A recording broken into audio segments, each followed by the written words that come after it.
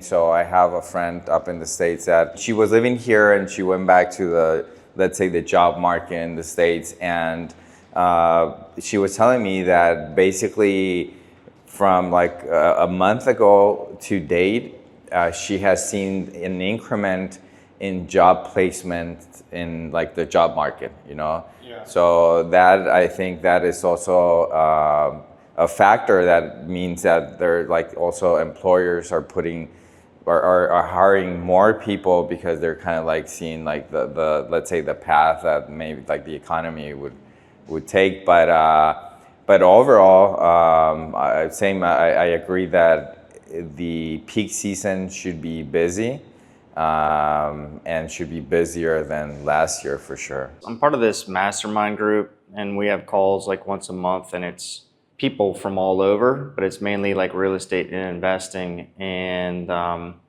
one of the people that was sharing was saying there's been a lot of rhetoric around lowering interest rates in the States. And these guys were talking about crypto and Bitcoin and stuff. And this guy was just basically saying, like, buckle up, because there's a lot of pressure from the White House to lower interest rates. Stuff's already at all-time highs. The last time we lowered interest rates, and it's not going to be as drastic as 3% interest rates, but if it even goes down half a point or, close to a percentage point, it could get bonkers.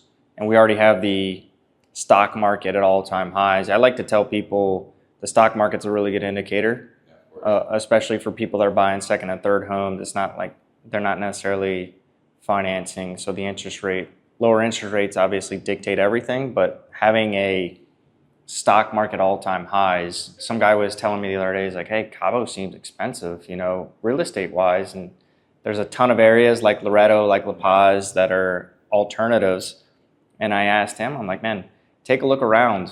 Go to Atlanta, go to New York, go to LA, go to Nashville. Yeah. Everywhere is pretty expensive. The stock market, you could say, is expensive. So I think you might see people rotate that money. If you're sitting on a really large gain in the stock market, you could rotate that into property here and have a hard asset. So